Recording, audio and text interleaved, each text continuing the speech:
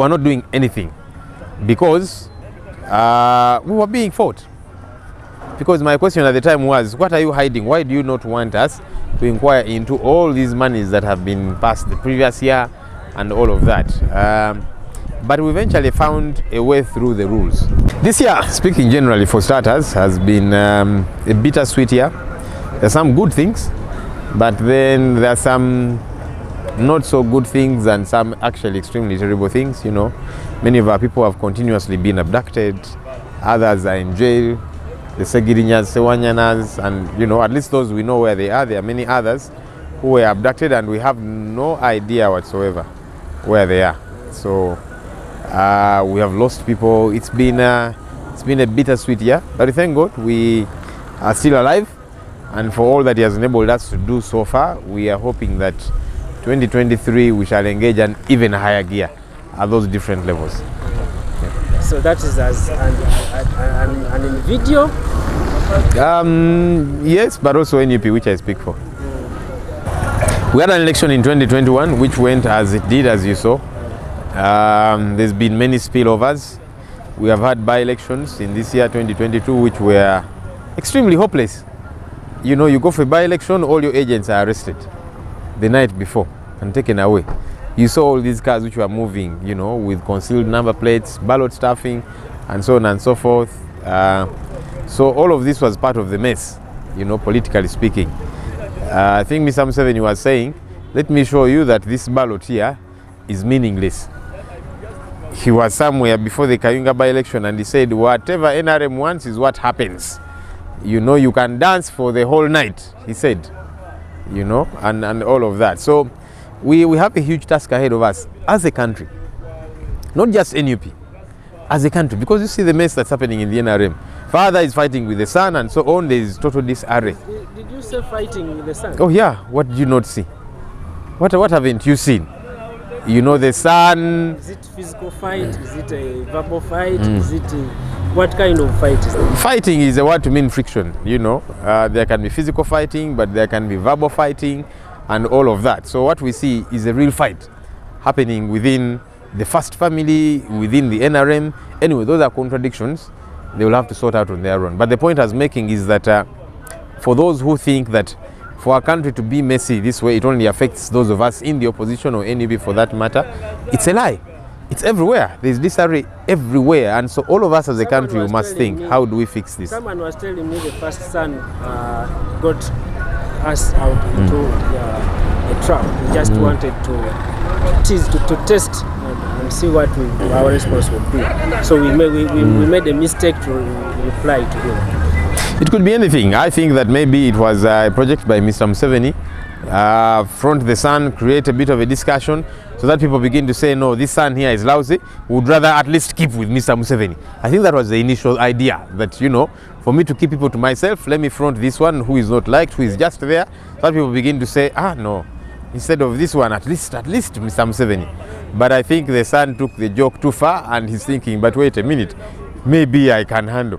I have a bit of support. These people that I give money to come to my birthdays and all of these crazy things, it's egg on their face, in my view. So away from that, you are a chairperson of COSASE, and one of the investigations you carried out in 2022 was about the Auditor General's report inquiring about losses at Uganda Airlines. What can you share with the public as the year ends, the success of these investigations?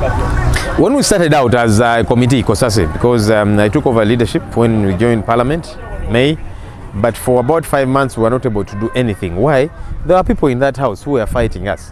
There's a motion that had been passed as the other Parliament was coming to a close, saying these accountability committees don't inquire into any of these past things. Wait for the next Auditor General's report, which is coming the following year, and all of that. And so we were there. We kept engaging and so on. The leadership of Parliament was not helpful, I must confess. For 5 months the committee was not sitting. We were not doing anything because we were being fought. Because my question at the time was, what are you hiding? Why do you not want us to inquire into all these monies that have been passed the previous year and all of that? But we eventually found a way through the rules. to say we can inquire into any entity about anything. So 5 months later, about October is when we started. So I can say we have been at work for about a year and 2 months. Of course, if you remove the breaks and so on, it's about a year. Yeah. But in this 1 year, I thank God we have been able to do some work. 5 reports. 1 Uganda Civil Aviation Authority, Uganda Railways Corporation, Uganda Land Commission, Uganda Airlines, which report we finished and submitted 3 months ago. The Speaker has refused us to present it for whatever reasons. And then the Union report, which we also finished, signed and submitted. So the joy is that yes, we're able to do our work. Whether or not the next person gets to act upon that report is a different thing. Some of the things have been acted upon. For example, Uganda Railways Corporation, billions of shillings, 48 billion was used to buy, you know, these locomotives which were not properly functional. And besides, to get them, they threw out procurement regulations. They went for an individual. I think they bought from themselves. And then turned out things are brought, they are not working. And we said, no, we want action here. They took a bit of time, but eventually they woke up and realized what we were talking about, which was in our report. So the board was fired, the MD. While we were happy, sometimes action will be taken, like in the case of Uganda Railways Corporation, but some of us are not gratified enough. Firing those people is step number 1. We said we want them prosecuted and want that money returned to the taxpayer. We cannot just keep losing money this way. When we dealt with Uganda Land Commission, we saw the confusion there was. Billions of shillings, people stealing money while forging letters. You know, the people who forged documents of a judge, you know, signature of a judge. And then the then Minister of Lands, Betty Kamya, wrote, you know, giving an approval and saying, let's give these people their money. They came to me, they are unwell. I've looked through the documents, everything is okay. But turns out the people she was seconding had forged signatures of a judge, yeah, and they had been paid billions of shillings. So we were successful in getting that cancelled, and that title cancelled, which they had acquired through fraudulent means. And now, what I am saying, what we are saying as a committee, cancelling the title is step number 1. That money must be refunded because it has been proved you got those billions of shillings fraudulently because you had forged documents which you used to acquire a title. You know, so Betty Kamya and her team who were involved in this theft. Because you see, either Betty Kamya and her team were negligent or they were accomplices in this theft. Because as a Minister of Lands, how do you say you're not able to do a background check to be sure the documents people have are ticked before you recommend them to be paid billions of shillings? So either you're negligent or you were part of this theft. That's what it means. There's no two ways about it, yeah? So we want these people prosecuted and we want them to refund this money. So that's what happens. Sometimes they'll act on some recommendations and not others. But then we have reports like the Uganda Airlines report. We finished that report over 3 months ago, handed it to the office of the Speaker and the clerk. It was uploaded into a system which is accessed by the 500 plus members of Parliament. But up to date, the Speaker has not allowed us to present it. I've asked the Speaker severally, well, what's the matter? Why don't you let us present this report? And she says, I'm still studying the report. You know, to be sure it is not... I don't understand what she is looking out for. I honestly don't. What does the rules of procedure say in this case? You see, according to our rules, when the committee has produced a report signed by a third of the members, in this case, more than half of the members of the committee signed the report. And the members, majority of our members are NRM. So it's not a question of NUP, NRM or whatever. No. You know, it's a question of our country. And I want to appreciate members on my committee who belong to NRM especially. You know, when we are in that committee, we are a committee of Parliament. We are leaders saying we must keep government in check. That's important. Otherwise, they would not be signing these reports as NRM. But they always sign them. And by the way, even in the House, all the reports we have presented, they have been unanimously adopted by the whole House. Reason being, we do thorough research to make sure we don't leave out any gaps so that no one has any excuse whatsoever. Yeah? But the rules say once the report is ready, it should be presented on the floor. It's possible the Speaker or whoever else thinks there are certain things in the report which they don't want, which will make government look bad or whatever. Let's present the report. whoever has any challenge about the report, raise it on the floor, because our report is not final. When we present it on the floor of Parliament, it can be amended or whatever, and then eventually what is passed is what becomes the report of Parliament of Uganda. Yeah. So those who have concerns about some of our recommendations or some of our findings, the rules say table. You can, I mean, once the report is ready, honestly, the Speaker has no choice. The Speaker cannot veto a committee report. No, you cannot say, for me, I don't like that report, so it's not going to be presented. You don't have that authority, for heaven's sake, as Speaker. Let us present the report. Because you see, the challenge, and I've been telling the leadership of Parliament, we also invite unnecessary criticism upon ourselves as Parliament. Because it's as if Parliament is trying to cover up for an entity which is full of thuggery. Really, that's what the ordinary person thinks. Because they saw the inquiry, they saw all the things we unearthed, a report is ready. Now you don't want the report to be mentioned, to be read, tabled on the floor of Parliament. It's as if to say, we have no problem with the thuggery. For us as Parliament, let's do our job and finish it at the end of the day. So are you trying to say that it is a deliberate effort for this report not to? Absolutely. I've told you that the Speaker told me I'm still studying your report. I said, but we gave it to you 3 months ago. What do you mean you're studying it? Because even after studying it, if she's uncomfortable with it, she cannot say, no, I don't like this report. It's a report of a committee. We have a mandate as a committee. The Speaker cannot veto our mandate as a committee.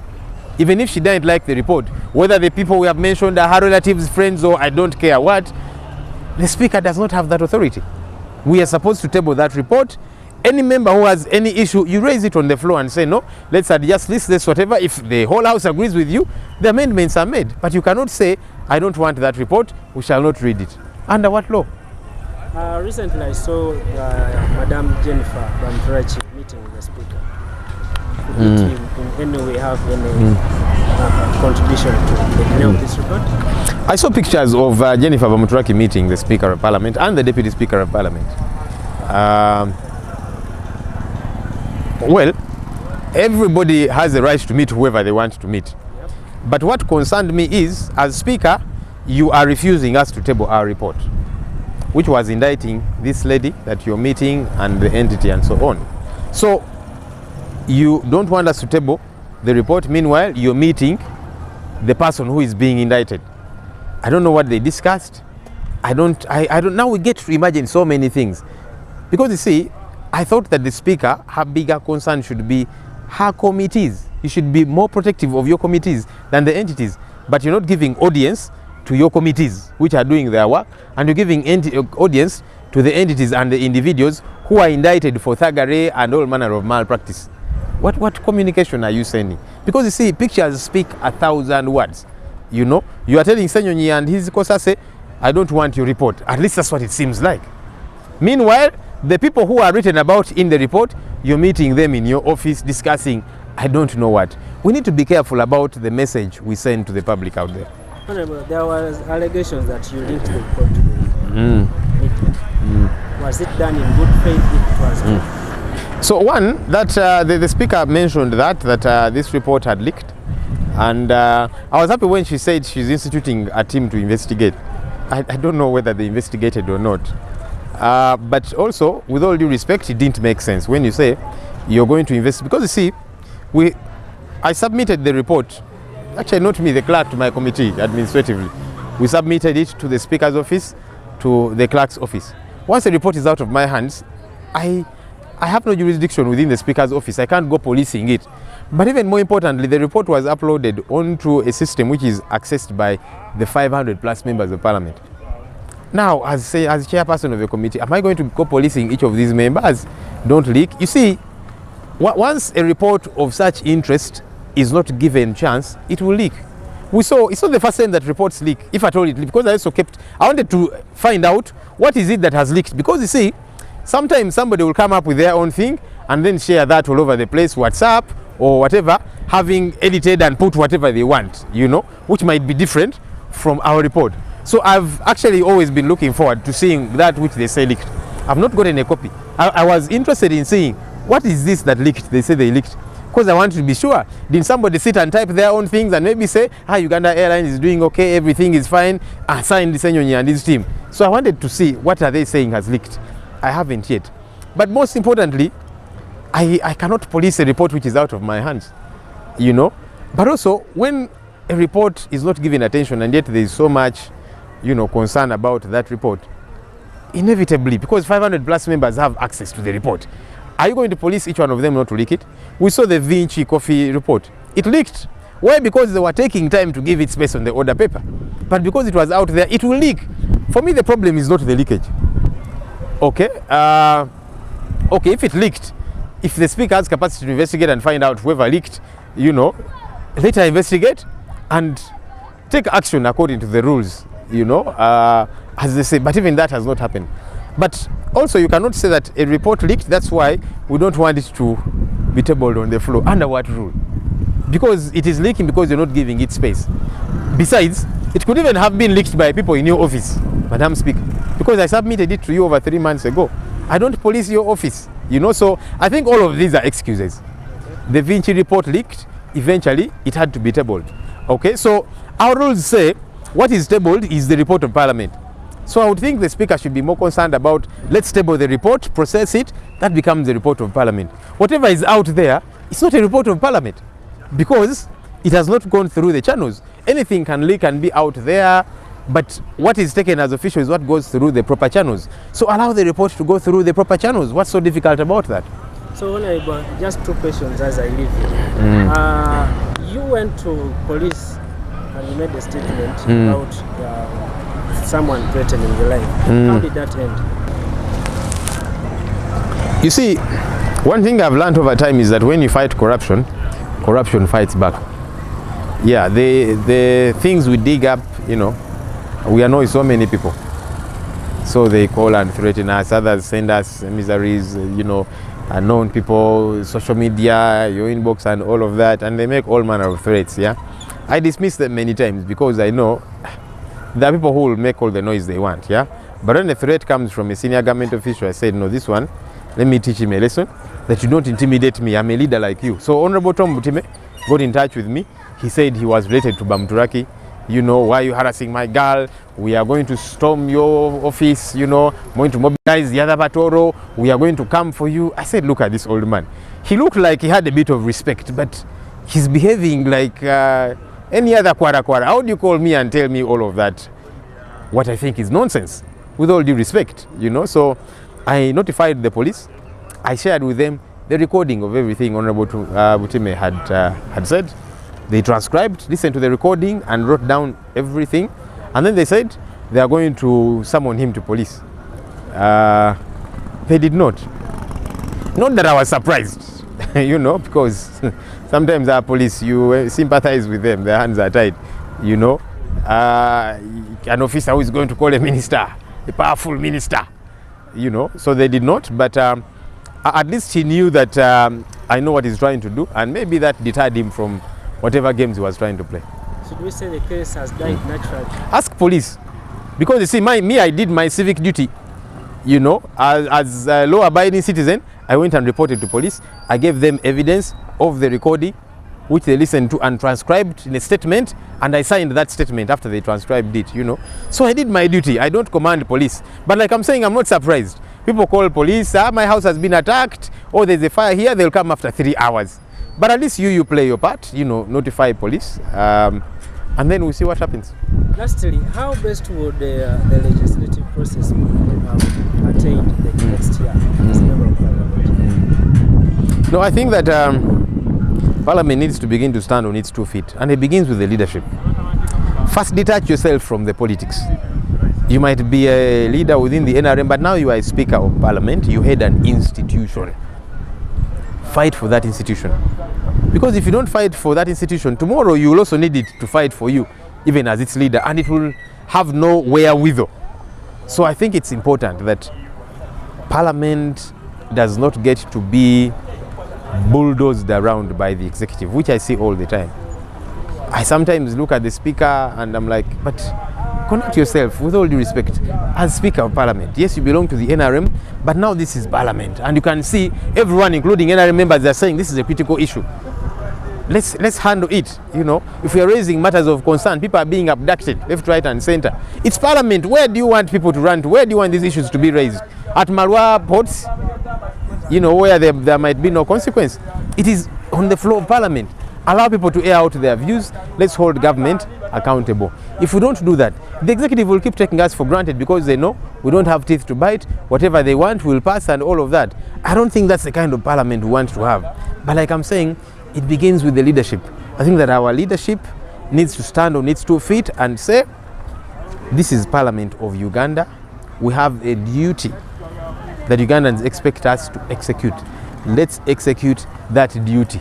When you go for your party functions, that's okay. But when you're running Parliament, I think that let's defend Parliament.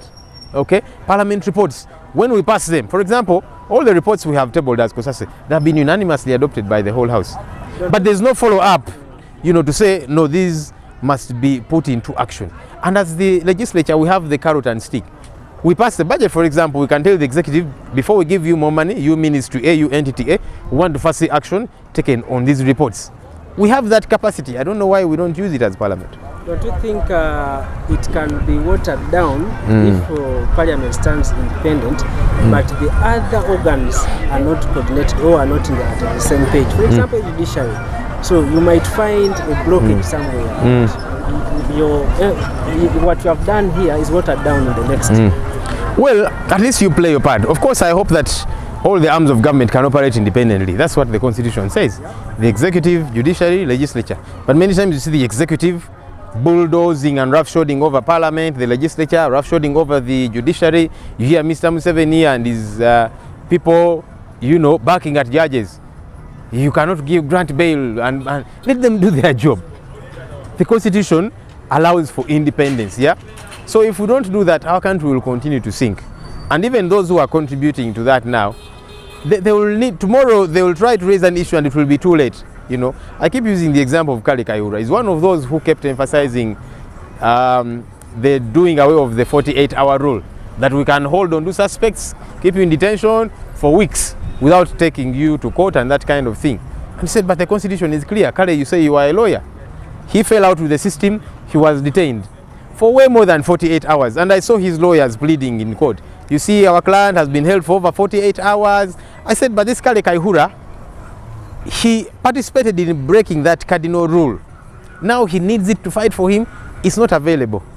Let's be alert. Thank you, Honorable, for always sparing time to talk to us. And thank you, sir. Maybe just have a word of encouragement to them as we get into the new year. Merry Christmas to Ugandans out there. Well, we have finished Christmas. We wish you a happy New Year 2023. 2022 has been tough in many respects. Let's brace ourselves for 2023. But importantly, Ugandans, wherever you are, let everybody play their part for our country.